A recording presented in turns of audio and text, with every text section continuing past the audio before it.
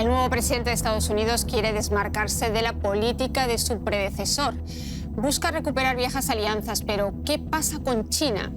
Aquí no parece denostar el legado de Donald Trump. China hace tiempo que se disputa los socios comerciales con Estados Unidos. Las tensiones aumentan con el gigante asiático e incluso el riesgo de una confrontación militar. En lo que respecta a América Latina, Biden considera la creciente influencia china una amenaza para la seguridad nacional. Estados Unidos versus China, ¿quién ganará la supremacía mundial?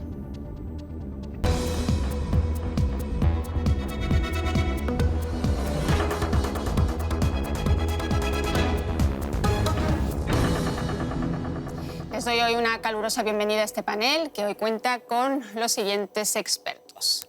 Diana Luna es analista internacional. Diana dice que la consolidación de las alianzas y el dominio de las tecnologías y de los mares determinará la carrera por la hegemonía mundial.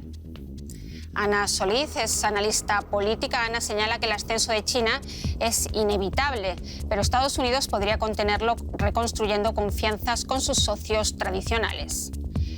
Y Hinnerk Berlekamp es periodista independiente. Hinnerk dice que el auge de China no se va a parar, pero la confrontación se podría evitar si Washington se abre a la cooperación con Pekín. Les doy la bienvenida a ustedes. Bienvenidos a los tres. Hinnerk, 2 horas han conversado por teléfono Biden y Xi Jinping, 2 horas los dos líderes de las dos potencias mundiales. La conclusión de Joe Biden después de esas 2 horas fue: si no hacemos nada, nos aplastarán. Te pregunto, ¿es un baño de realidad o una retórica que recuerda un poco la retórica del gobierno saliente? Creo que tiene mucho de retórica, porque entre los dos nadie aplastará al otro. Son las dos potencias por lejos más importantes a esos principios del siglo XXI, pero aplastar al otro, ninguno. Por mutua supervivencia. Por supervivencia, por intereses comunes y también por falta de peso, ¿no? Estamos viviendo en un mundo en que una sola potencia pueda tener la hegemonía total y dominar a todos. Ese sueño de principios de los años 90 del siglo pasado, de que terminaba la historia, como dijo o como preguntaba el filósofo Fukuyama, ya sabemos que no es el caso. Es decir, no es un mundo bipolar, un mundo multipolar, vamos a ir viéndolo. Ana, tú decías en tu cita que el ascenso de China es inevitable y las colisiones en el plano comercial, en el plano tecnológico, en el plano militar, durante el mandato de Trump hemos visto que han sido múltiples entre las dos potencias. ¿Qué puede cambiar ahora? ¿Cambiará el tono quizás, pero permanecen los objetivos? ¿Cómo lo ves tú? Yo creo que ya hemos estado viendo diferentes señales del gobierno de Biden y también lo hemos leído bastante.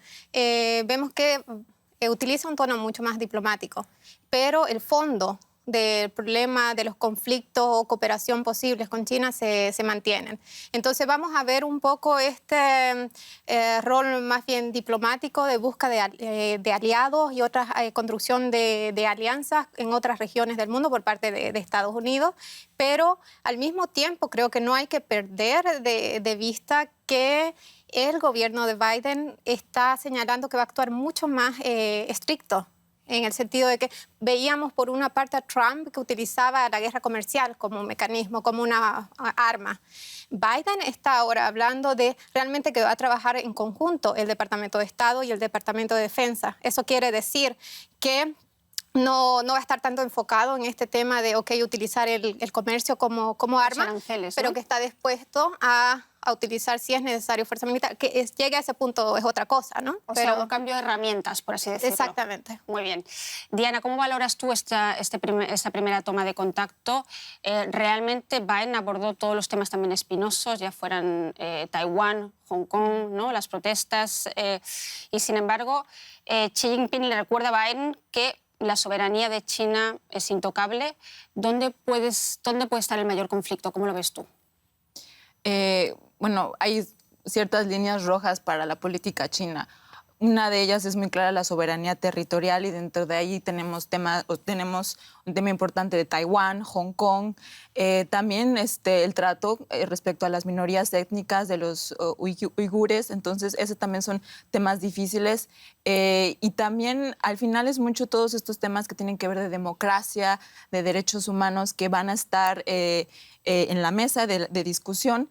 Y creo que también va a haber algunos temas en los que Estados Unidos va a necesitar a China, por ejemplo, temas para combatir el cambio climático o el tema de la no proliferación de las armas. Creo que ahí sí vamos a ver un poco más de esta diplomacia, pero yo sí creo que aún en el aspecto comercial, Biden va a seguir mucho este tono de Trump. Yo creo que vamos a ver un poco de guerras comerciales, porque la estrategia interna de Biden es promover la producción de bienes en Estados Unidos. Entonces, es un poco regresar al proteccionismo. Entonces, eso difícilmente puede ir de la mano de abrirse a China. Y también vemos que la estrategia de China muy claramente es esta economía dual de circulación, que significa proteger el mercado interno y del exterior y no depender tanto de un crecimiento de exportaciones. Entonces yo creo... Proteger ese mercado y muchas veces no hay una igualdad de condiciones, ¿no? Exacto, no es una competencia leal. Pues lo vamos a ver, porque durante la era Trump y sobre todo durante este último año de pandemia, Estados Unidos y Europa han estado muy centrados en resolver la crisis sanitaria y otros problemas internos. China, sin embargo, ha llevado adelante su agenda política y comercial y el resultado lo vemos en un nuevo tratado de libre comercio. Para China es un triunfo. Tras años de negociaciones, 15 países Asia-Pacífico firman el RCEP, el mayor tratado comercial del mundo. Junto a los estados de la ASEAN también hay aliados occidentales: Corea del Sur, Japón, Australia y Nueva Zelanda. Estos países representan 1/3 de la población mundial y de la producción económica global. China también firmó un acuerdo de inversión con la Unión Europea y con el proyecto de la nueva ruta de la seda, el Imperio del Medio está forjando nuevas alianzas y dependencias en Asia Central y África. Y China hace valer sus intereses de forma rigurosa. El país impuso sanciones a productos procedentes de Australia porque, entre otras cosas, el gobierno de ese país había prohibido a la empresa china Huawei montar la red 5G. El mensaje parece indicar: quien se opone a China está en problemas. ¿Qué tan peligroso es el expansionismo chino para Estados Unidos? Bueno, mientras China sigue firmando tratados comerciales, Estados Unidos los abandona en 2017, el acuerdo transpacífico. ¿Qué tan grande es la ventaja de China en estos momentos, que, como vemos, ha seguido avanzando desde el punto de vista de tratados comerciales, mientras que Estados Unidos, ya lo veíamos, se ha replegado más hacia adentro? Bueno, yo dudo que Joe Biden vaya a seguir retirándose de tratados de esa forma. Supongo que va a tratar todo lo contrario. No será fácil porque tiene que jugar también a nivel nacional y la oposición de los republicanos será muy fuerte y hay mucha gente en Estados Unidos que comparte el concepto de Trump de America First y de la idea de un nuevo aislacionismo, llámese como quiera. Entonces, por el momento, China tiene el momento, el impulso en su favor. Y de las nuevas alianzas, creo que lo que más hay que resaltar es el hecho de que hasta Japón participa en ese nuevo bloque comercial. Eso era, sí, o debería ser visto como una sorpresa, porque Japón siempre trató de aliarse con Estados Unidos contra China. Y si también Japón ahora entendió que no hay forma de salir ganando de eso, sí, hay que aliarse por lo menos con los dos. Eso sí es una señal fortísima. Interesante lo que dice Giner. ¿Cómo lo ves tú, Ana? Sí. ¿Cómo afecta este nuevo tratado comercial? Me gustaría que, más que Japón, viéramos también cómo afecta a América Latina, porque el TPP en su día surgió, o este tratado surgió un poco como alternativa al TPP que promovió Obama. El TPP ha quedado reducido, evidentemente, mientras que este tratado ha salido adelante, incluso con el apoyo de Japón. Exacto. Aquí creo hay que ver que es algo interesante en este tema sobre la firma de tratados de China durante este último tiempo. Si vemos la firma en diciembre con los países de la ASEAN, estos 15 países, después el tratado de inversión con Europa, todo se hace rápidamente, después de años de negociaciones. Si vemos el tratado con Europa, más de 7 años de negociaciones, y fue rápido firmarlo en diciembre. ¿Eso qué puede estar señalando? Que China ya veía que una nueva administración de Biden y esta política de mayor presencia nuevamente en los foros multilaterales, de un acercamiento más diplomático hacia los aliados, iba a dificultar para China el desarrollo de esos acuerdos. Entonces, fue clave para China firmarlo antes de que se inicie el mandato de Biden. Pero ¿cómo ha afectado concretamente a América Latina este tratado? ¿Cómo está afectando a América Latina? Que digamos que en los últimos 10 años ha visto inversiones por valor de 10.000 millones de dólares de China en América Latina. ¿Cómo afecta este tratado concretamente a la situación en América Latina? Bueno, ahora todavía es difícil de decir o dar una respuesta específicamente cuál será el impacto que tendrá el acuerdo con estos países de la ASEAN. Pero es seguro que va a tener algún impacto, pero responder ahora concreto, okay, ¿cuál sería? Es difícil, pero tenemos que ver que este Tratado de Libre Comercio, o sea, implica temas de inversiones, infraestructura, un sinfín y comercio, por supuesto, un sinfín de cosas que va a generar impacto dentro de lo que es la dinámica de comercio global, ¿no? Yo creo que yo ahí difiero en el sentido de que sí fue un logro para China, pero realmente quien estuvo detrás de este acuerdo fueron ASEAN, ¿no? Estos 10 miembros de ASEAN. Realmente ellos fueron el motor del acuerdo. Entonces yo creo que a veces no se ve el rol de estos países de tamaño mediano en Asia que buscan balancear el poder entre Estados Unidos y China. Entonces, en el gobierno pasado de Trump, una política más aislacionista, lo que ellos trataron de hacer es de acercarse a China, también porque la ronda de Doha en la Organización Mundial del Comercio no ha sucedido mucho. Entonces, esta fue más que nada una puerta para bajar los aranceles. Pero yo creo que este tratado es más simbolismo que en sí el resultado que veremos en el comercio. Porque, por ejemplo, tratados modernos tocan como temas laborales, temas medioambientales, no los abarca. Entonces es más que nada un tratado no es tan ambicioso después de todo. No es ambicioso y yo creo que no va a ser un bloque comercial, no va a ser una Unión Europea, es solo bajar trabas burocráticas y aranceles. Okay. Pero entonces sí es una invitación a invertir en los países de esa nueva alianza, aunque no sea un bloque como la Unión Europea. Facilita yo tengo la los duda trámites. si eso debe influir de tal forma en América Latina de que falten recursos para invertir en países como, qué sé yo, Brasil, Argentina, Perú. Y creo, no me puedo imaginar en ese momento todavía que a China le pueden faltar fondos para hacer ese tipo de inversiones si le interesa. Así que creo que no debería afectar demasiado. Sí es una posibilidad para Estados Unidos para decir a los vecinos en el sur, miren, China está muy ocupada en su hemisferio, nosotros aquí estamos, vengan con nosotros, si es que hacen ofertas, pero todavía no las hay. ¿Y qué se puede esperar ahora de Biden?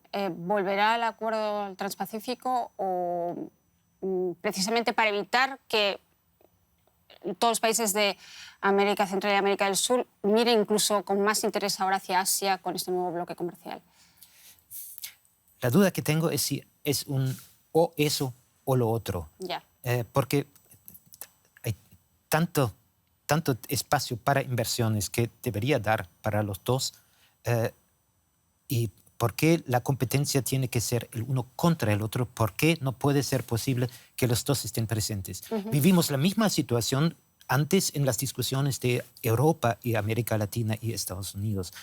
Si Europa intentaba hacer más en América Latina, con libre comercio con el Mercosur, eso debilitará a Estados Unidos. Bueno, equiparará un poco el sobrepeso que tenían Estados Unidos en la región, pero Estados Unidos no van a desaparecer de la región solo porque haya una potencia más que también invierta allá. Interesante lo que cuentas, Iner, porque al final Trump se ha pasado los últimos 4 años advirtiendo a los países de América Latina precisamente que no aceptaran inversiones chinas, que no aceptaran empresas chinas, etcétera, etcétera, con muy pocos resultados, porque hemos visto que el avance de China en América Latina ha sido enorme. Si no fuera por México, ahora mismo realmente China es el principal socio comercial de la mayoría de los países de América Latina. ¿Qué hizo Trump positivo desde vuestro punto de vista, más allá de lanzar advertencias durante estos últimos 4 años? Yo creo que ese ha sido el punto, ¿no?, central. Los países de América Latina necesitan inversiones en infraestructura, necesitan diversificación de su comercio y todo.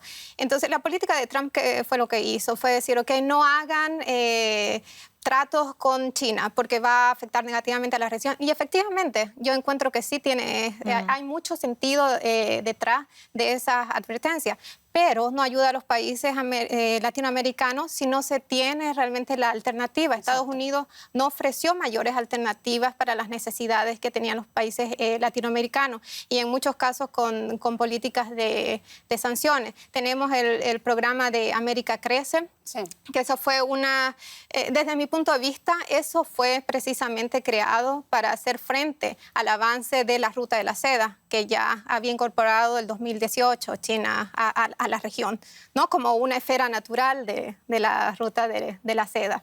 Entonces, lo que falta, claro, son alternativas que ofrezca también el gobierno norteamericano para los países de la región. En América Latina tenemos un problema grande a nivel comercial, que no existe, que la integración regional dentro de América Latina es mínima.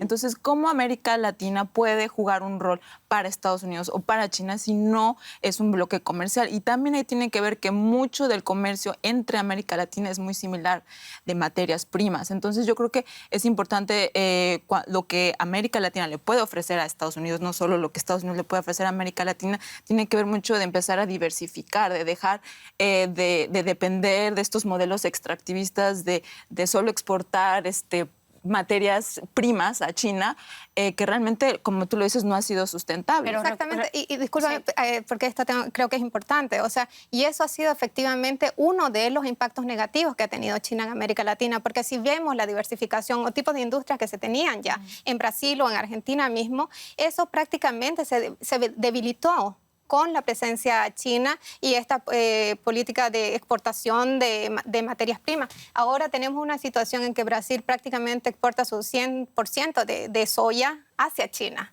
Pero materias primas aparte, porque ese tema es muy interesante. Antes hablabas de la falta de alternativas. Recuerdo cuando Bárcenas estuvo aquí, Alicia Bárcenas, la secretaria general del CEPAL, en Berlín, recuerdo que dijo, los latinoamericanos lo que quieren es una red 4G, 5G ahora funcionante, y lo que quieren es un celular. Y les da igual la marca. Y si vienen a ofrecerlo Huawei, vamos a comprarlo a Huawei. Pero fíjate que haya habido un cambio importante, porque si bien América Latina ya tiene años comerciando con China, también se ha dado cuenta que muchas veces no cumplen los contratos, que hay también problemas de corrupción, que también la infraestructura, que los proyectos de infraestructura que prometen no tienen la calidad. Entonces, tenemos el caso de Ecuador, que es de los países que tienen una mayor deuda con China, y Estados Unidos está teniendo ahora una nueva estrategia. A finales de enero, el Banco de Desarrollo de Estados Unidos les dio una línea de crédito tan fuerte para que ellos puedan pagar su deuda con China. Entonces, esta es la nueva estrategia, una de las nuevas estrategias de Estados Unidos de acercarse a América Latina, de aquellos países que tienen una deuda tan grande con China, vayan a Estados Unidos, pidan un acceso para una nueva financiamiento con la condición de que no sean parte de las tecnologías como Huawei. Pero creo que deberíamos seguir hablando un poco más de los créditos, porque al parecer Estados Unidos nunca tuvieron un problema demasiado grande cuando las deudas que tenían los países de América Latina eran con ellos o con el Fondo Monetario Internacional, con el Banco Mundial. Y ahora dicen, pero miren, créditos con otros, deudas ante otros, qué peligro para ustedes. Yo creo que América Latina ganó muchísimo en el momento en que China empezó a ofrecer créditos y en que los países de América Latina tenían una alternativa, que ganaron en soberanía. En esos primeros 20 años... ¿En soberanía? En soberanía, en el sentido de que podían definir sus propias políticas. Y eso, en primer lugar, es soberanía, que un pueblo mismo pueda decidir por dónde quiere ir, que pueda elegir sus representantes, que pueda equivocarse, todo bien, pero que pueda decidir.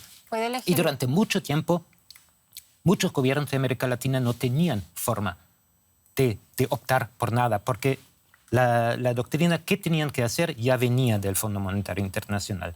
Y entonces con créditos nuevos podían por lo menos tratar de hacer otras cosas. Si lo hicieron bien, si lo hicieron mal, es otro tema. Giner, te pregunto entonces, a colación de ese ejemplo que pones, ¿hasta qué punto tienen la posibilidad de elegir? Lo vemos ahora con la crisis de la pandemia, la crisis sanitaria, las vacunas que pueden comprar finalmente o a las que pueden acceder los países de América Latina, estamos viendo que son las vacunas chinas. No pueden acceder a las vacunas europeas o a las vacunas británicas. Sí, a las rusas. A las rusas también. Pero no a las vacunas europeas. Es decir, al final hay un bloque geopolítico claramente con unos intereses y al final China también impone de alguna manera también sus productos. ¿Cuál es el problema? Yo creo que... No, decías que había posibilidad de elegir. ¿Hasta qué punto los países tienen luego la capacidad de elegir? Bueno, no pueden elegir por falta de fondos, pero justo se trata de cubrir esa falta de fondos y el problema mayor creo que tienen no es si compran un producto de China y que con eso entre alguna compañía china de fármacos que en el futuro posiblemente haga esto u otra cosa. No, pero Huawei, Huawei estamos hablando Huawei es un tema, sí, ahí tenemos que ir. Yo pero creo que el primer tema es dónde consiguen vacunas que pueden pagar y si China los ofrece, porque China tiene otra estructura de economía. Antes teníamos el mismo fenómeno con las vacunas, voy bastante atrás, contra el SIDA, que eran carísimas hasta que cambiaron las reglas de juego internacional y otros países obtuvieron el derecho de producir los mismos medicamentos a precio completamente menor. Es que el punto es que la competencia es muy buena. Son dos puntos diferentes, el tema de las vacunas y el tema de los créditos. Primero, el tema de los créditos, entiendo tu posición que decís, ok, le dio a América Latina o ciertos países de América Latina cierta autonomía. Ok, autonomía de decir, ok, si Estados Unidos o el Fondo Monetario Internacional no me brinda lo que necesito, puedo ir a otro. Puedo ir a otro país. Exactamente, a tenerlo. Pero después, si vemos realmente cómo fue el modelo de estos créditos de China, vemos, por ejemplo, el caso de Venezuela, que muchos de los créditos no significan necesariamente que el dinero llegó a Venezuela, sino que se hizo a través de negociación, o que se brindó el crédito, pero al mismo tiempo... esto debía de ser diseñado con empresas chinas, por ejemplo, para planes de construcción de viviendas sociales. Entonces, los contratos, mucho de ese dinero realmente no llegó a los países latinoamericanos, sino que se quedó en China y ellos enviaron sus empresas y el país está endeudado. Y el otro punto que quería, ahora termino, que quería clarificar con el tema de las vacunas. El tema de las vacunas no es solamente un tema de que, ok, ideológicamente los países de la región están más con China o Rusia, es que no tienen el acceso a esas vacunas. Sí, yo lo ponía como ejemplo, como dependencia también mayor de China en tiempos de pandemia. Ahora, Diana, para que todos sigáis a rebatir. Es que para América Latina, obviamente, lo más importante es tener una diversificación. Yo creo que en eso estamos todos de acuerdo, en tener diferentes alternativas. Exacto. Y decidir. Pero yo creo que también hay que tomar en cuenta que lo que China ofrece es algo muy diferente, porque lo que hay detrás de China, tenemos al Partido Comunista Chino, que cada vez es más autoritario y cada vez está mostrando más su cara. Entonces, yo creo que América Latina tiene que ser más cuidadoso y pensar cuáles son las alternativas que hay, pero también pensar que el orden, o sea, que tras de China viene un orden autoritario que... tiene un concepto muy especial de lo que es soberanía, que no comparte valores democráticos del todo, que las violaciones a derechos humanos, a minorías étnicas, es lo que al final está ofreciendo. Sí está ofreciendo otra oportunidad de tener un crecimiento económico, pero yo creo que a veces se nos olvida, ¿no? Y China también en el orden multilateral cada vez está tratando de ganar más influencia a través de países en América Latina. Todos estos créditos no vienen así de regalo. Mi pregunta, nuevamente para volver a Biden, es: ¿Biden, consciente del terreno que ha perdido Estados Unidos durante los últimos años en América Latina, va a acercarse nuevamente a América Latina, va a colocarlo más en el foco de sus intereses, va a intentar recuperar ese terreno perdido? Biden. Lo intentará. Creo que sí. Y es tiempo que empiece a mover ficha, porque cuanto más tiempo pierda, peor. Pues vamos a escucharle, porque desde luego que Joe Biden es consciente del terreno ganado por China en estos últimos años y de que mucho tienen que acelerar si quieren ganar el pulso de titanes.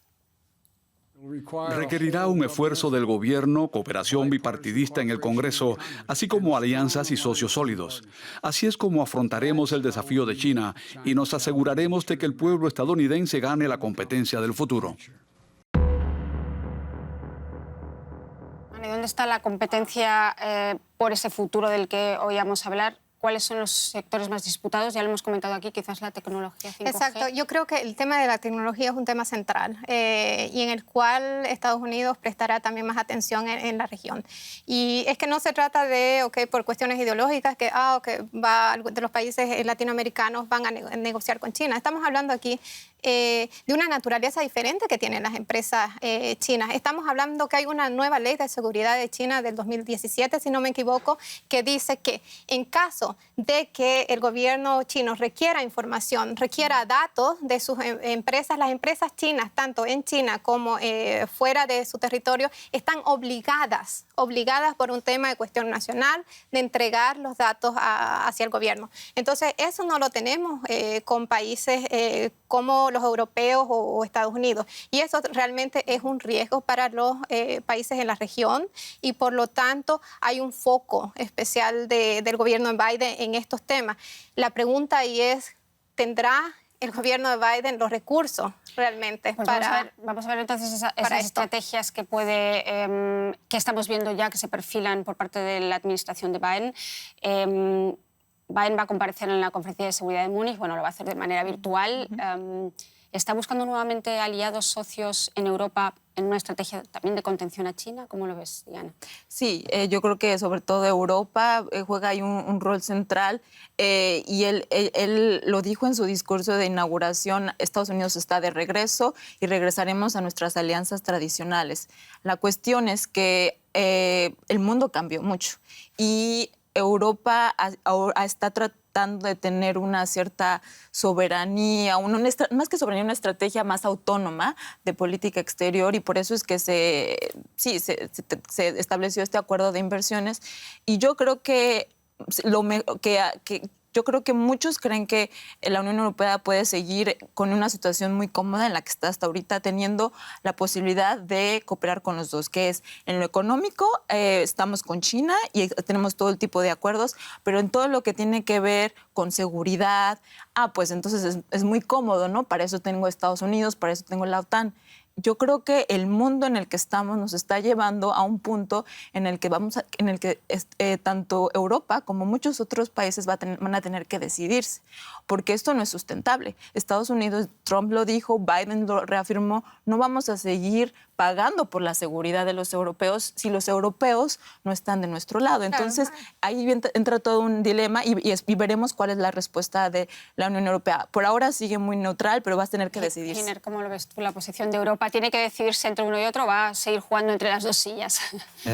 Estados Unidos tratan de atraer a Europa para que sí se decida por ellos y contra China, pero no veo en absoluto por qué Europa tiene que decidirse ni por qué América Latina tiene que decidirse. Es un intento de mantener lejos a China por parte de Estados Unidos, pero ¿qué interés tiene el resto del mundo en eso? Estados Unidos están defendiendo su posición de, en su momento, única superpotencia del mundo. Todo bien, y hacen lo que hace una superpotencia que ve que posiblemente dejará de serlo en algún momento, por lo menos que va a tener a otros en el tablero internacional. No veo por qué no veo que Alemania, Francia, la Unión Europea en total estén con China en lo económico, porque estamos también con Estados Unidos en lo económico. Sí, pero ve cómo han crecido las exportaciones hacia China. Los intereses ¿Y cuál es el problema? Sí, no es que sea un problema, pero en el sentido de que creo que como el mundo se está desarrollando, va a tener que decidir, porque entonces, si no, Europa a tener que empezar a gastar más del 2%, que ni siquiera lo ha logrado en su defensa, y yo creo que, bueno, estamos por ver. Yo creo que yo también voy en el sentido un poco de los países, tanto de Europa como de América Latina. Europa está en una mejor posición de decir, bueno, tomamos una posición pragmática, no estamos en una época de Guerra Fría. O sea, los países pueden aquí decidir pragmáticamente para los intereses. En el caso de Europa, pienso que tiene Europa una línea clara desde el 2013, después de 2017, sobre autonomía. Y una autonomía de su política exterior. Eso significa que va a seguir tanto actuando, cooperando con China, y eso es una muestra, la firma del Tratado de Inversión en diciembre, pero al mismo tiempo tenemos, por ejemplo, Alemania, que el año pasado ha publicado su nueva estrategia para la Indo-Pacific. Y eso es realmente un guiño directo, un espacio de cooperación grande con Estados Unidos. Y es una muestra también de decirle a China, ok, nosotros estamos actuando pragmáticamente, podemos cooperar en el tema comercial, pero vamos a mandar también nuestras fuerzas militares al mar de China. Pero yo creo que esto se puede hacer a un mediano plazo y no a un largo plazo, porque la estrategia de China en el aspecto de Alemania es, en cuanto a la tecnología, extraer la tecnología, reemplazar la tecnología y sustituirla. Entonces, no es que estamos hablando de una competencia leal. Si así lo fuera, adelante. Pero China quiere imponer un orden mundial diferente, con ciertas reglas diferentes, y entonces eso va a cambiar mucho simplemente la libertad que nosotros aquí tenemos de hablar. Eso en Hong Kong no existe. Eso en Taiwán es muy difícil, y Taiwán tiene un gran problema por la dependencia que tiene respecto a China. Entonces, yo creo que a veces no solo son temas ideológicos, sino son temas tan reales como lo que es la libertad de prensa, como que son los valores de derechos humanos. Pues vamos a escuchar ahora, ya que mencionas también el gobierno chino, vamos a escuchar también las reacciones de China, porque también son contundentes, defendiendo su soberanía y su esfera de influencia geopolítica cuando se trata, por ejemplo, de la presencia militar de Estados Unidos en el mar del sur de China. China continuará manteniendo un alto nivel de alerta en todo momento, lista para responder a todas las amenazas y provocaciones, y defenderá resueltamente su soberanía nacional e integridad territorial.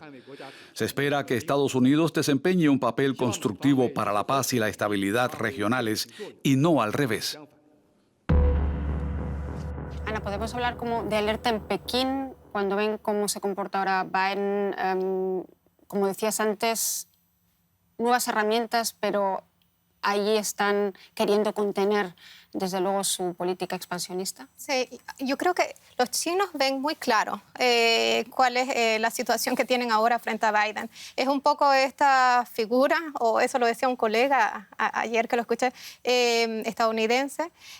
Ahora Estados Unidos es como un perro que no ladra, o sea, sí, va a morder directamente, ¿no? O sea, quiere decir, tenemos por un lado esta aproximación diplomática que tiene Biden y Estados Unidos, pero al mismo tiempo está mandando los portaaviones, va a intensificar y ya empezó con las operaciones del Mar Libre. O sea, no hay mucha declaración al respecto, pero está realmente actuando firme en el plano militar. Tú decías, Giner, que al principio del programa que no ves que vaya a haber una respuesta porque ninguno de los dos quiere arriesgarse a algo así. Me imagino que a Biden le va a costar mucho mandar tropas al mar del sur de China. China dice que lo ve claramente como una provocación, esas maniobras militares, que el año pasado creo que hubo 10 o 12 maniobras de ese estilo. Este año ya ha habido una. Y Pekín ha dicho que está lista para responder. ¿Son palabras vacías? Vacías no, pero también más retórica, creo. Sí. Porque el expansionismo chino del que estábamos hablando ahora, por el momento se reduce a la parte económica, y el expansionismo militar llegó a tan lejos de que China ahora posee una base militar en el extranjero, por ahí en Djibouti. No lo comparemos con lo otro, por favor. Expansionismo, mira, en cifras, ya que mencionas bases, la flota China es la que más ha crecido durante los últimos Claro. 200 años. En 5 años han encargado 80 buques. O sea que evidentemente el expansionismo está ahí. Pero yo creo que pero ajá. veamos también la parte, pensemos una vez desde la óptica de Pekín, hasta qué punto son actos casi defensivos. Hasta ahora China tenía que vivir con que en los mares no pintaba nada, hasta hace muy poco, y que con solo mandar los portaaviones de Estados Unidos llegaban muy cerca de su territorio. Con lo que está haciendo más de todo en el mar del sur de China, con la instalación de bases militares en pequeñísimas islas por ahí, está obteniendo un cierto control sobre un terreno que antes no era un terreno bajo su control.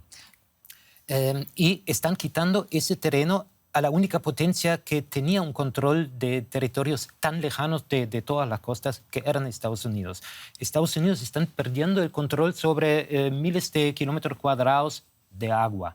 Yo difiero totalmente. Creo que a China no hay que subestimarlo en lo militar. Tiene objetivos muy claros. Uno de ellos es que a más tardar en 2050 va a equiparar o tener una mayor fuerza militar. Y sobre todo si uno habla si uno ve la perspectiva desde muchos países, Corea del Sur, Japón, claro que está la amenaza ahí y es inminente.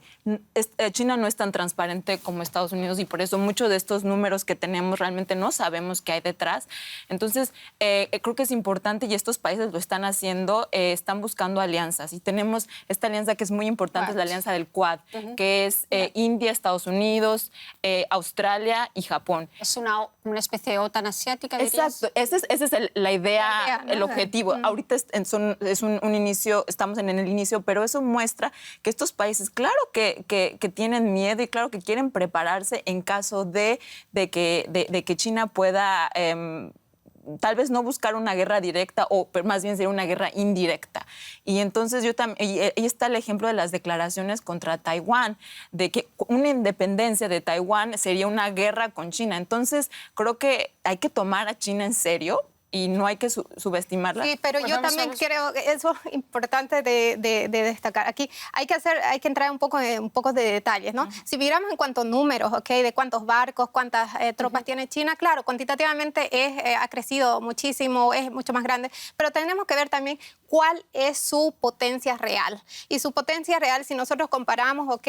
10 barcos militares chinos, hacen lo que sería el poder de un portaaviones estadounidense. O sea, la presencia estadounidense militar todavía en el Indo-Pacífico es mayor que lo que puede hacer China. Y por eso China no tiene ningún apuro todavía de entrar directamente a anexar Taiwán, porque no tiene esa fuerza de correlación aún con Estados Unidos, aún. Y efectivamente lo que decías, Luna, claro, a otra cosa son las proyecciones, pero todavía hay ciertas falencias dentro de las fuerzas militares chinas, que estamos hablando que tienen mucho de tecnología rusa. Claro, tienen algunas ciertas nuevas tecnologías, por ejemplo, unos misiles que son mucho más pequeños y que es tan rápido que lo lanzan que no se puede realmente contrarrestar, pero tenemos toda una tradición de Estados Unidos que aún no ha alcanzado, ¿no? a hacerle contrabalance. Y justo además de considerar este aspecto militar, yo creo que también es importante considerar la diplomacia y el autoritarismo del Partido Comunista Chino, porque ellos quieren mostrar una imagen muy fuerte y muy agresiva frente al mundo. Entonces, ahorita se habla mucho de esta diplomacia del lobo guerrero, que es ser muy agresivo, ya no es tener ese perfil bajo, y eso realmente está causando mucho temor a países de tamaño mediano, como Japón, Corea del Sur, pero también países más pequeños, porque no sabemos hasta qué punto la retórica puede llevar a medidas en concreto. Esa retórica del lobo guerrero se podría aplicar exactamente igual a Donald Trump durante los últimos 4 años, ¿no? Sí, muy parecida. Okay. Volviendo al tema de Taiwán, Giner, ¿tú crees que Taiwán es realmente una línea roja, tal y como dice Pekín? Me temo que sí.